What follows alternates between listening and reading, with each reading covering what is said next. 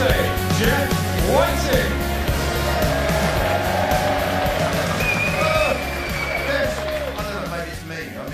I've been around a little bit now, but I remember my first girlfriend, beautiful. She was beautiful, very sweet, you know, lovely girl, but insisted on having the lights out in the bedroom. And I didn't mind that at all. It was the hiding that used to piss me off.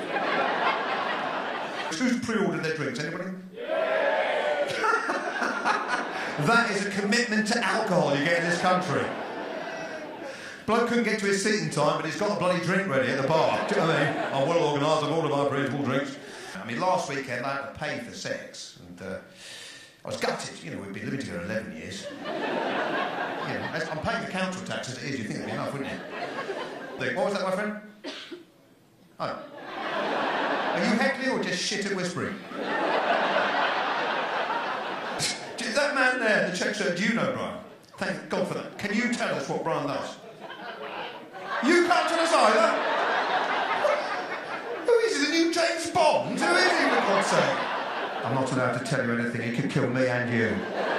He could kill you with a single thought. I mean, who is it? Darth Vader? Who are you? I mean, what's that? The man next to him, too terrified to reveal his identity. I mean, perhaps there were two people sitting there and he killed them before the show. Lovely. What type of cat is it? I love that. I ask this question a lot, and people always do this vague, sort of physical. So what sort of cat is it? And they go, well, you know, sort of, well, 4 legs, head at the front. With, when you ask people if they're a dog owner, what dog, they always say, oh, yeah, what sort of dog? Yes, it's an Alsatian, or they'll say, yeah, whatever.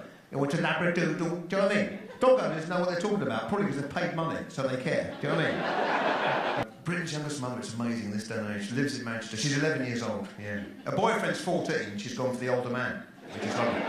It's lovely, isn't it? How traditional is that? The age gap's about right. She's 11, he's 14.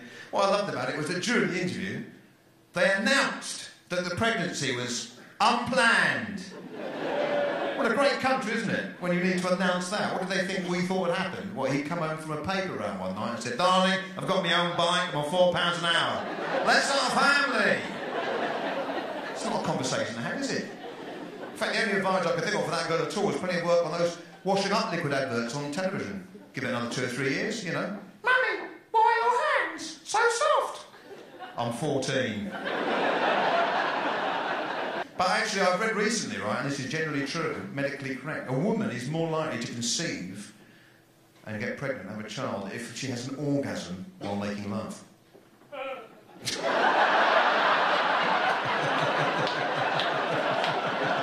Is that a man without kids? I must admit, it is a good excuse if you're the bloke, isn't it? Look, I could give you an orgasm, love, but we don't want kids yet, do we? So I'll be at the park watching the football. Cheers. That lady there, what's been wrong with you? Well, you answered the question. Pardon? You've contradicted everything I've said. You haven't, have you? You must have a very quiet voice. A ninja-type heckler. I've contradicted everything you've said tonight, but very, very quietly. Imagine the satisfaction in being a ninja-type heckler. So bloke's up here, he thinks he's doing really well. He may think he's doing well, but I've heckled him all the way through the evening. Just in whispers. He doesn't know, but I know. I had him for the entire evening, I had no idea I was there.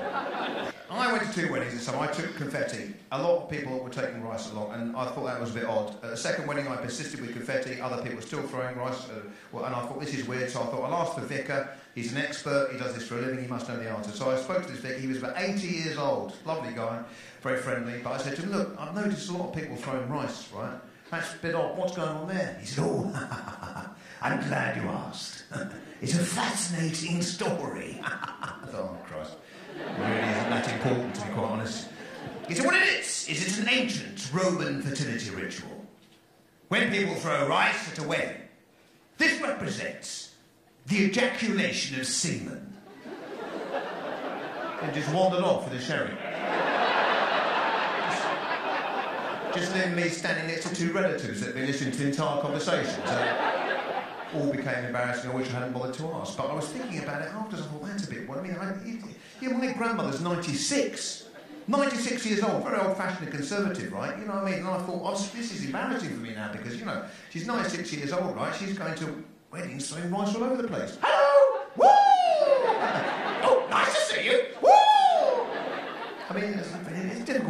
It really is. Like, nobody's told us.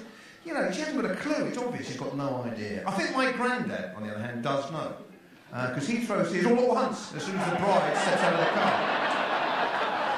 The hardest audience I ever faced was in Ireland, yeah, but to be fair, I must make this point, Caroline, it wasn't because they were rude or unpleasant or aggressive or anything like that. They were just funnier than every comedian that came on. That's the problem with the Irish crowd. Very difficult place to go. I've never been there before. I went over there, I was doing a little tour, I was comparing a show like this with a couple of the comedians, 2 or 3 comedians.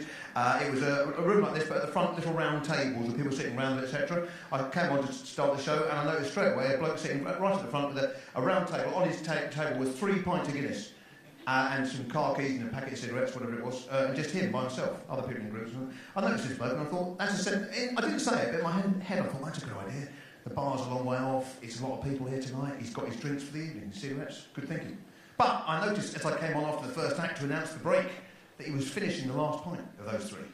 He was just draining the last pint and getting up the tray, heading towards the bar. I thought, wait a minute, on that basis he'll drink 9 pints. So I thought, wait a minute, this is going to be my stooge for the evening, isn't it? Now I know this. I mean, you know, I could just wait to the end of the show and take him out. I mean, I've been going 10 years at the time. I thought 10 years experience. I'm drinking mineral water. I'm razor sharp. He's hammered. At the end of the show, I'll pick with him, ask him a few difficult questions. I'll look like a genius. He'll look like a complete idiot. I'll go off to a big round of applause. That was my plan, Stuart, right? I thought I've got it sorted. So I did the show, came on and off, didn't draw attention to him, just chatted to everybody else, left him alone. Came on at the end of the show, as things panned out, looking good. He was on his 9th or 10th pint. He was completely hammered. He could hardly move, but he was looking at the stage. His eyes were half open. He could hardly move, but he was looking towards the stage. I thought, now's the moment to strike. I'll ask him an odd question.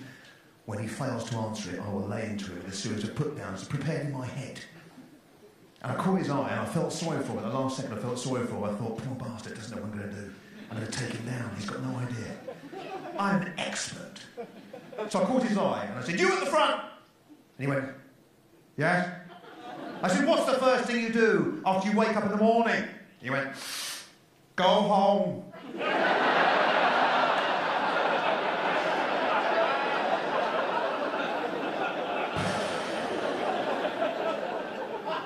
That was the end of that exchange. Any Irish people here? Sure, we're here.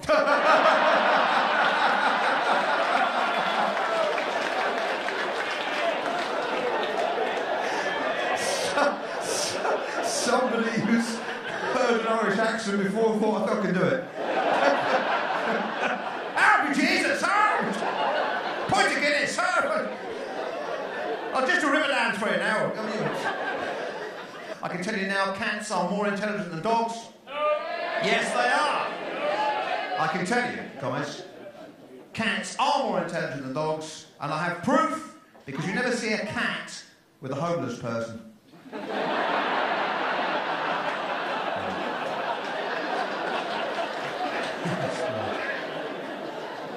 And that is the evidence you're looking for.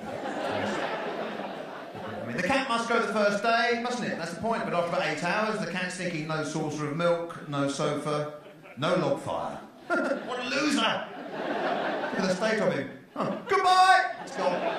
The dog is still there 2 years later, freezing his paws off on the pavement. He's a lovely bloke. I'll give it 2 more years. Give me a chance, mate. I've only got this tiny microphone. You've got that enormous mouth.